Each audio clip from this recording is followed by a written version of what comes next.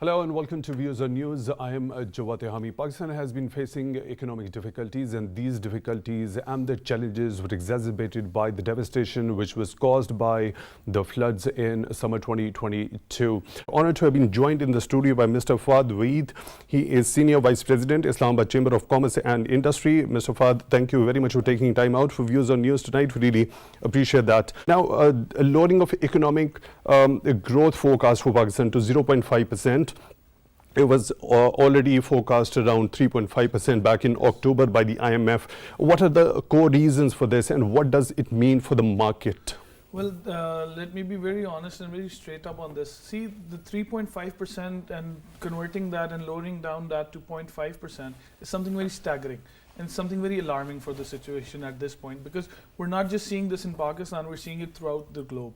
It's a global recession. If you talk about US has already, there's about 3 banks that have defaulted in the past 6 months. And we're already on the crash course of seeing that all economies have projected their initial projections were higher, what are now, which are being lowered. And for Pakistan, it's a bigger problem because after COVID, we were already opening this market, and the past 1.5 years, we started to see some little growth, but then we lost all the dollars we had.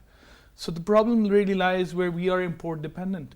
We did not substitute our imports. So, and that's where the real problem lied with Pakistan. And amidst all this, the business community, the problem where it lies is because we can't continue our business as usual. We're having these hurdles of LC openings and all these problems that, frankly, most of the raw materials we have all are imported. So when we don't have those imported materials, we can't make the final product and we can't sell it anywhere. When we talk about exports, we're very belittling our exports as well, because the same item we import, we also value added and export that as well. So this is very alarming because let's say IMF deal was to be done in September. We've been in the talks from September, and today we've already almost in April now. So this 8-month gap has already created a lot of uncertainty in the market of the business. See, the staff level agreements did not go through. And I'm hoping, and Pakistan is hopeful, that our finance minister does a very good job, and he concludes this 9th review, and we get this $1 billion. So the LCs are open, all the foreign exchange gets better. All these kinds, everything is now grounded to the US dollar. So that's one hell of a problem for every one of us. This report, the World Economic Outlook, the IMF has also for the fiscal 2024 has expected the economic growth to improve to 3.5%. Do you expect the same happening from this 0.5% to 3.5% for the next fiscal? Well, I would be a little skeptical on those numbers. I would say 2.5 would be a better range numbers, because an economy already thriving through the IMF programs and all these problems that we've been facing from the past 6-7 years, a normal business cycle of import or export, it takes about 90 days to recover. And the continuity of business merely depends on how the economic growth and how the credibility of the country is with other countries. As rightly said by my friend here, that we need a lot of foreign exchange back. Our balance of payments is really in a bad shape. But the good thing is, in this finance division, what they have done good is they haven't missed out on any of their due payments. So all our dues are paid for. So that's a good thing that we've portrayed, and we've given the world that the fact that we're not going to default anyway. So that's the better part of it, and we've won that credibility on both parts. Saying this for the allies as well, all the friendly countries that have pledged all these amounts to us, once these come in, we will automatically start thriving again. So don't you think should have been a sort of a flexibility on the part of IMF, especially in the wake of the devastation that was caused by the floods? And there was call by the international organizations as well, by the United Nations and the Human Rights Watch, to give Pakistan a little space for the sustainable recovery in that regard. But you saw the IMF setting more tougher conditions, despite the government fulfilling a majority of those conditions, removing the price cap, also bringing in the finance supplementary bill, increasing the prices of the fuel, also the electricity. Yet, was it necessary to get the assurance from the external lenders or the friendly countries for that external debt payment? See, I do understand how we're going through this, but there are certain conditions when you lend someone some money. There's certain conditions they have to pay. But I'm pretty sure, and I'm damn sure on this, that IMF definitely has tougher propositions at this point, as a human rights point of view or any kind of point of view, because we've faced all these floods not because of our own problems. You know, there are external issues that have caused these floods, and it has been, you know, highlighted again.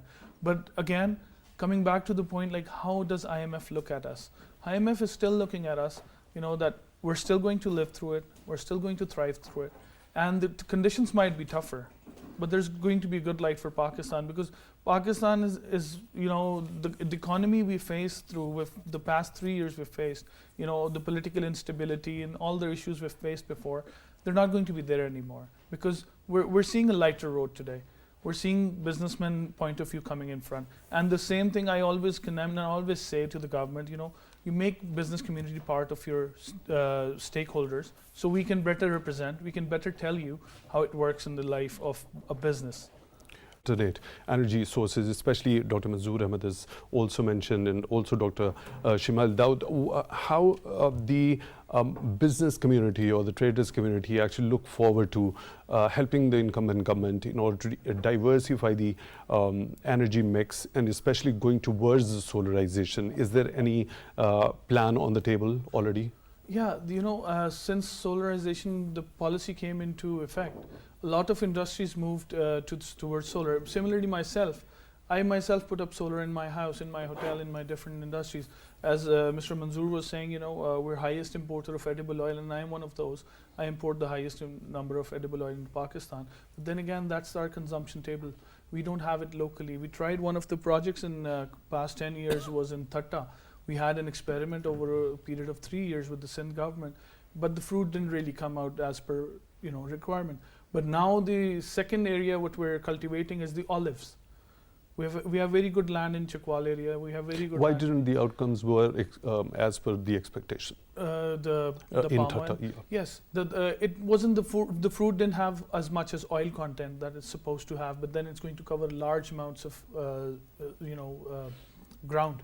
So in that way, you know, we'll waste more ground than we'll be, you know, making out of the palms. So do you think through the agricultural research, better research, this particular yield could be enhanced in future? Well, there's already been a lot of studies with the same countries that we're importing from, because their interest also vested in it, that, you know, we had local agriculture grown, but the transfer of technology wasn't really possible because of the weather and climate we have in this region.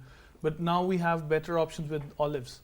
And similarly, if we actually, you know, try to gain more knowledge of it, and there's Italian interest in this as well, and they are also, you know, conducting their studies in Pakistan, and I hope in this coming year we'll find a lot of, you know, better options. And similarly, one of my personal interests would be also olives, because we can actually export them. And that's one of the industries, you know, we actually did not tap.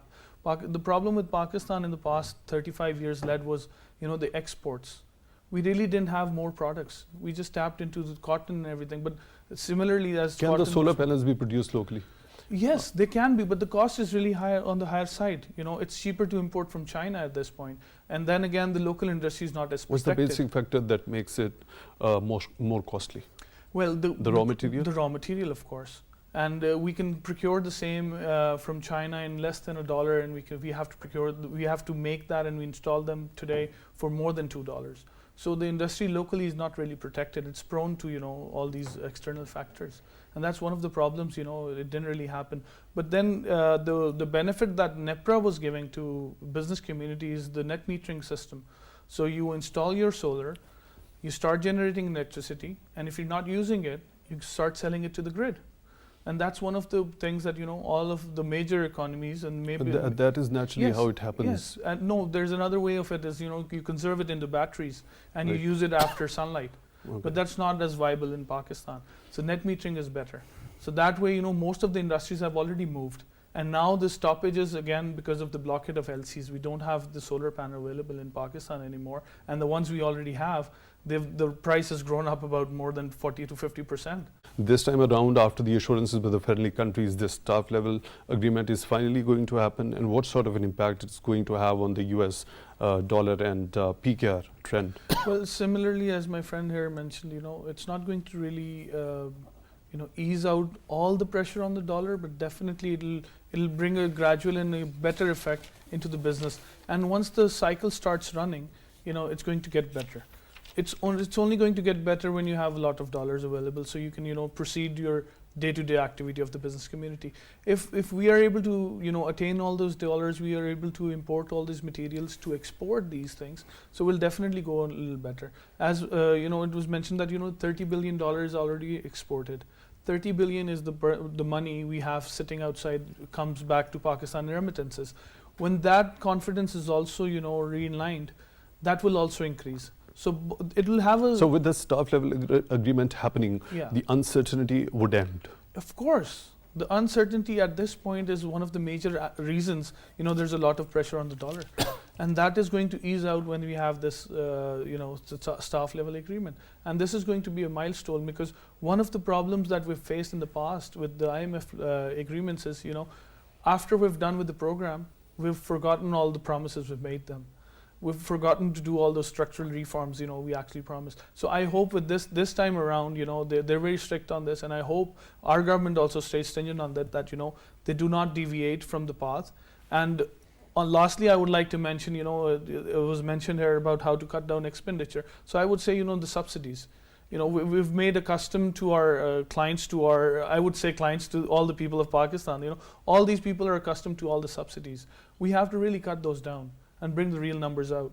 We do understand, there's a lot of problems in Pakistan, but somehow, somewhere, that one step we've took in the past 70 years, we have to take it back. We should be going for the targeted subsidies in specific areas, not the blanket subsidies that you're saying. Mr. Faad Waheed is Senior Vice President, Islamabad Chamber of Commerce and Industry. Thank you very much for your time, also for being with us. With that, we come to the end of today's show. Till the next one, take good care of yourselves.